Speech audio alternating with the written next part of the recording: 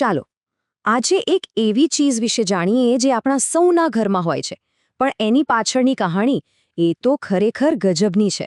એક એવી વસ્તુ જેનો ઉપયોગ આપણે લગભગ રોજ કરીએ છીએ, પણ એના જન્મની કહાણી બહુ ઓછા લોકો જાણે છે. ખરું ને, દરેક ઘરમાં ક્યાંક ને ક્યાંક તો આ પડી જ હોય છે. પણ સવાલ એ છે કે આ બની કેમ? આની પાછળ કોઈ બહુ મોટો પ્લાન નહોતો, બસ એક નાનકડી તાત્કાલિક જરૂરિયાત હતી. તો આખી કહાણીની શરૂઆત થાય છે એક શોધકથી, અને એમના માથે રહેલા ફક્ત $15 દેવાથી. હા, બસ આટલા જ પૈસાએ એક ઇતિહાસ રચી દીધો. આ છે વોલ્ટર હન્ટ, ન્યૂયોર્કમાં રહેતા એક સામાન્ય મિકેનિક. પણ એમનું મગજ અસામાન્ય હતું. સતત કંઈક નવું શોધતું રહેતું હતું. કોઈ મોટી લેબ કે ટીમ નહીં, બસ એ પોતે અને એમના આઈડિયાઝ. વિચારો તો, ફક્ત $15. આજે આપણને આ રકમ બહુ નાની લાગે, પણ વોલ્ટર હન્ટ માટે આ $15નું દેવું ચૂકવવું બહુ જરૂરી હતું. અને આ જ નાનકડા દેવાએ એક એવી શોધને જન્મ આપ્યો જેણે દુનિયાભરમાં પોતાની જગ્યા બનાવી લીધી. અને મજાની વાત તો એ છે કે એમણે આ સમસ્યાનો ઉકેલ કોઈ મોટા મશીનથી નહીં, પણ હાથમાં આવેલા એક તારના ટુકડાથી શોધી કાઢ્યો. સમય બહુ ઓછો હતો, દેવું ચૂકવવાનું ટેન્શન માથે હતું, અને બસ એ જ દબાણમાં ગણતરીના કલાકોમાં હન્ટે એક ધાતુના તારને આમ તેમ વાળીને એક એવી વસ્તુ બનાવી દીધી જેને આજે આપણે સેફ્ટી પિન કહીએ છીએ. એની ડિઝાઇન જુઓ, કેટલી સિમ્પલ પણ કેટલી બ્રિલિયન્ટ.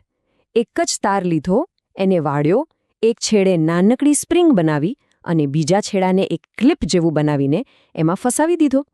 આનું સૌથી મોટું કામ એ હતું કે પિનની અણી વાગે નહીં, અને એટલે જ તેનું નામ પડ્યું સેફ્ટી પિન, સુરક્ષા પહેલા. હા, એવું નથી કે આવા ક્લેસ્પ પહેલાં હતા જ નહીં. પ્રાચીન રોમમાં પણ આવા સાધનો વપરાતા. પણ હન્ટની કમાલ હતી પેલી સ્પ્રિંગ એક્શન કોઇલ.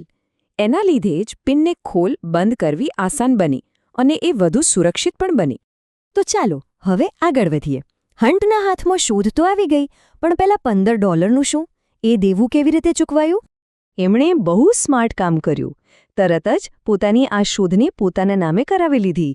તારીખ હતી 10 એપ્રિલ 1849. આ દિવસે સેફ્ટી પિનને ઓફિશિયલી પેટન્ટ મળી ગઈ. અને અહીંયા જ કહાણીમાં એક ટ્વિસ્ટ આવે છે, એક વિડંબણા છે. જો $15નું દેવું ચૂકવવા માટે એમણે આ શોધના બધા જ અધિકારો ફક્ત $400 વેચી દીધા. બસ એ પછી આ શોધમાંથી એમણે $1 પણ ન મળ્યો. જે શોધ અબજોની કમાણી કરવાની હતી, એના શોધકને મળ્યા માત્ર $400. પણ એક મિનિટ, એવું ના વિચારતા કે વોલ્ટર હન્ટ બસ આ એક જ શોધ કરીને અટકી ગયા. ના, એમનું દિમાગ તો એક આઈડિયા ફેક્ટરી હતું, સતત ચાલતું રહેતું હતું. આ લિસ્ટ જુઓ તો ખરા. રિપીટિંગ રાઇફલ, ફાઉન્ટેન પેન, છરીને ધાર કઢાવવાનું મશીન, અને તો દુનિયાનું સૌથી પહેલું સિલાઈ મશીન પણ એમણે જ બનાવ્યું હતું.